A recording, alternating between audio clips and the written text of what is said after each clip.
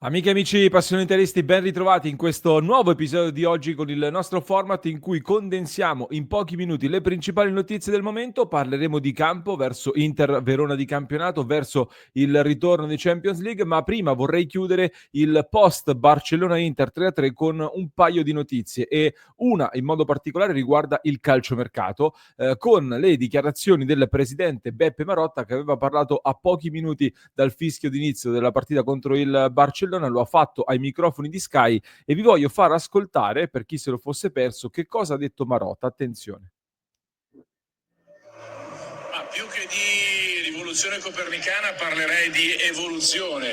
Il nostro è un processo evolutivo che è partito qualche anno fa, tenendo conto di grandi difficoltà anche finanziarie e economiche, e quindi abbiamo fatto di ogni necessità virtù e siamo riusciti insieme ai miei collaboratori, tutta la società, a mettere insieme una parte sportiva di qualità, di alto livello, dove i meriti vanno distribuiti equamente, ma direi in primis all'allenatore, che è assolutamente un ruolo importante. Poi oggi chiaramente ci troviamo davanti a una finale di stagione in cui, come dicevi, i ricavi sono chiaramente aumentati, mi riferisco agli introiti della Champions e di tutte le competizioni, ma questo è un fatto che ci inorgoglisce, ma non è determinante. Determinante nello sport, nel calcio, è vincere, e noi vogliamo farlo perché lo dice la storia del club, lo dice il palmarès. Poi è chiaro che in questo processo evolutivo, come abbiamo già detto, vogliamo investire su profili che possono rappresentare un patrimonio per il presente e per il futuro. Ecco, quindi non faremo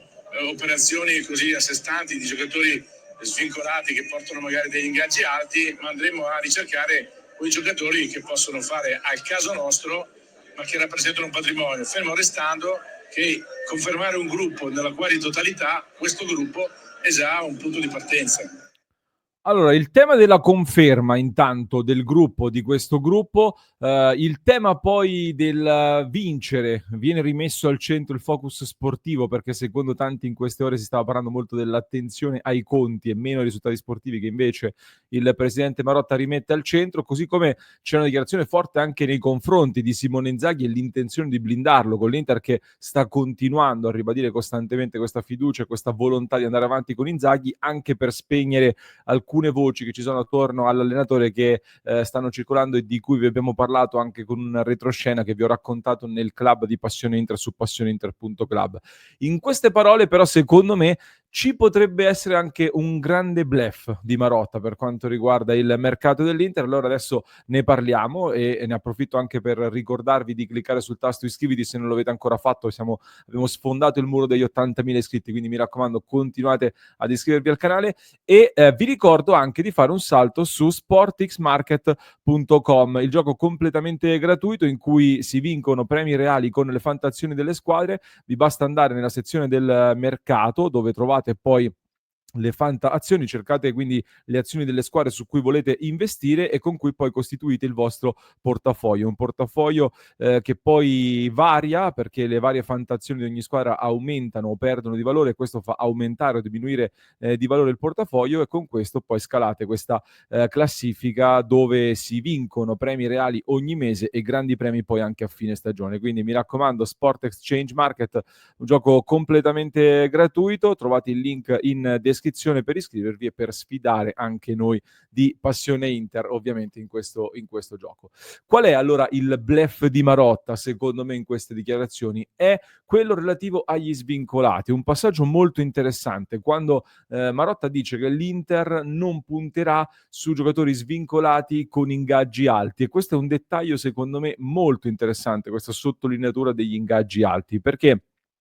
è un discorso che chiaramente rientra molto nei paletti di Octree e immaginiamo che sarà sempre più la direzione che prenderà il mercato dell'Inter sotto la guida della proprietà Octree che ha dato l'input di acquistare giocatori anche investendo sui cartellini ma con l'obiettivo di creare patrimonio. Ma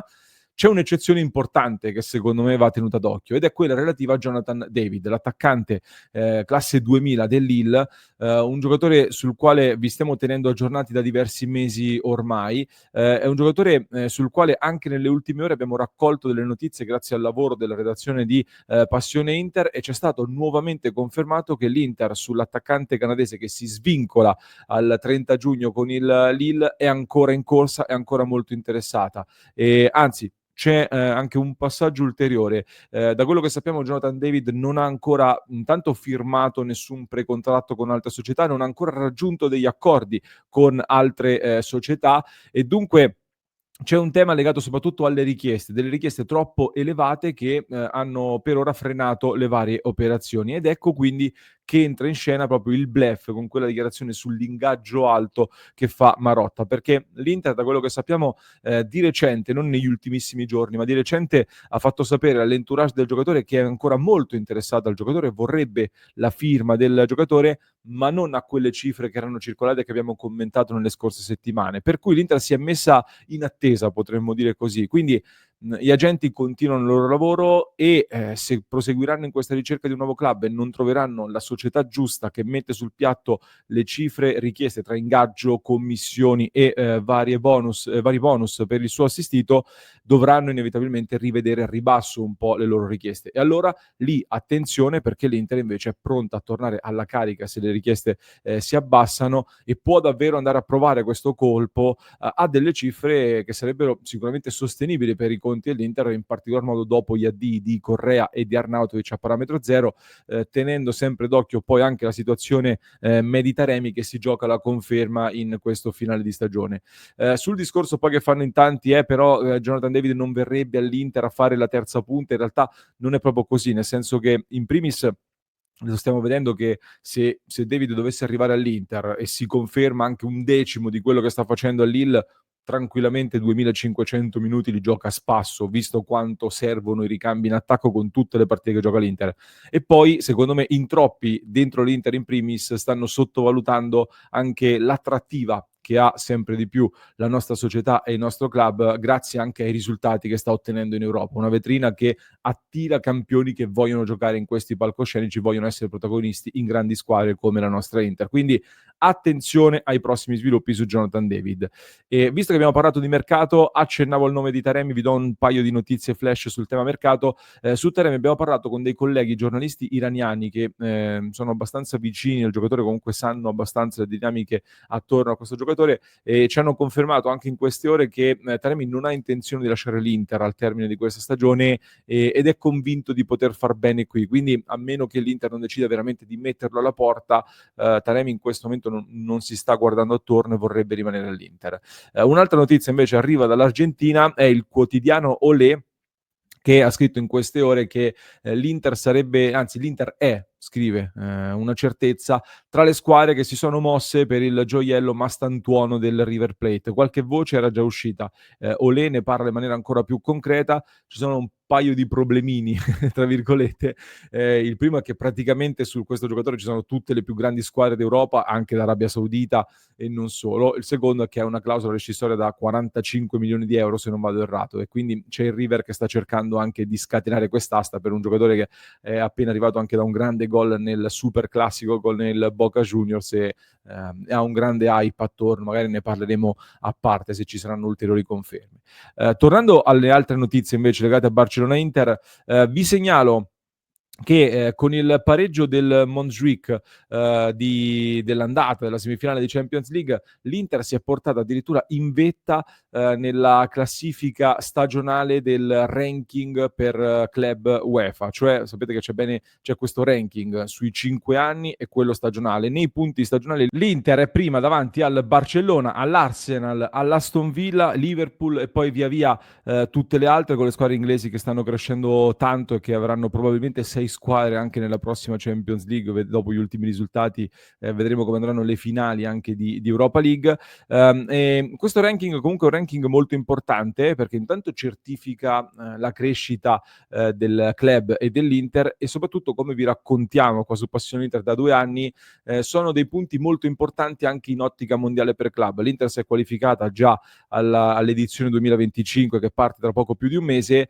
ma in questo modo l'Inter si sta prendendo anche un buon vantaggio rispetto alle altre rivali italiane in vista del mondiale del 2029, quindi anche questo è sempre importante perché è una crescita che si alimenta, appunto, che permette di continuare a crescere. Nel frattempo il Barcellona ha perso Koundé, il laterale destro, che salterà sicuramente il ritorno di San Siro di martedì sera, partita che dovrebbe essere arbitrata dal polacco Marciniak, l'arbitro della finale di Istanbul contro il City. Speriamo, ecco, che in una rivincita in questo caso. Recupera però il portiere Ter Stegen, e il tecnico Flick in conferenza stampa ha fatto capire che potrebbe recuperare anche Lewandowski per martedì. Sabato sera alle 21 il Barcellona affronta il Valladolid e farà un ampio turnover, abbastanza ampio immaginiamo, cosa che ci aspettiamo anche da parte dell'Inter, che invece affronta il Verona sabato alle 20:45. Il Verona che è a 32 punti in classifica, a più 7 dalla zona retrocessione, non è salvo, ma sono veramente lì ad un passo con solo 4 partite da giocare in campionato, sono vicinissimi alla salvezza. 62 gol subiti, è la peggior difesa del campionato di Serie A, in più mancheranno due giocatori importanti come Ghilardi e Coppola per squalifica, più Davidovic, quindi grossi problemi in difesa per questa squadra. Nell'Inter invece ne sapremo di più nelle prossime ore, ma Inzaghi dovrebbe cambiarne addirittura 9 rispetto alla gara di Barcellona, almeno per il momento. Poi nelle prossime ore ne sapremo di più con maggiore certezza sicuramente, però al momento solo Bissek e Sommer potrebbero essere confermati titolari, e vediamo quindi poi se magari il Lecce dovesse fermare il Napoli alle 18, se cambia qualcosa, ecco, nella testa di Inzaghi. Vi condivido anzi la probabile formazione anche dal nostro sito passioneinter.com, dove con Bissek dovrebbero esserci De Vrij e Carlos Augusto in difesa, Darmian e Zalewski si candidano sulle fasce, a centrocampo Frattesi, Asnani, Mkhitaryan. Francamente c'è stato segnalato Mkhitaryan, ma penso possa giocare Zielinski, che non gioca da diverse settimane ormai. Mkhitaryan soprattutto mi sembra il giocatore da preservare in mezzo al campo in vista della gara di martedì. In attacco si candidano Correa e Marco Arnautovic per questa partita. Correa chiaramente ce lo aspettiamo titolare, intanto perché è il Verona e poi soprattutto perché non è in lista Champions, e quindi siamo in attesa anche delle ultime notizie sulle condizioni di Lautaro Martinez per capire come sta. Viene difficile pensare che possa esserci nella gara di martedì, quindi Thuram va assolutamente preservato. Lo stesso Taremi potrebbe di nuovo guidare l'attacco insieme a Lautaro Martinez, insieme a Thuram, scusate, perché secondo me Taremi intanto è entrato bene con il Barcellona e poi è il giocatore che più assomiglia a Lautaro per compiti in campo. Non ci saranno di sicuro Çalhanoğlu e Inzaghi per squalifica, come detto in diretta nell'ultimo appuntamento di ieri. Hanno patteggiato per il caso doppia curva, per questa inchiesta doppia curva, per i rapporti con i tifosi che sono vietati da regolamento, quindi sono stati squalificati per un turno e salteranno questa partita, mentre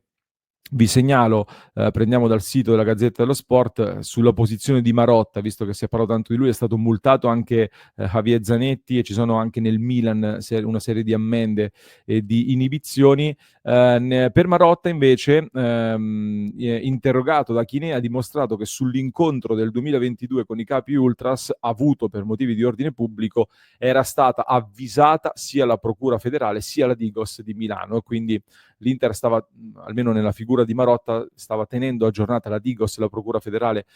di questi contatti che avvenivano per motivi di ordine pubblico. Sarei curioso, ecco, di vedere se a questo punto Saviano, che aveva scritto durante Bologna-Inter che la società Inter ha fatto della sua ambiguità con i clan la sua cifra,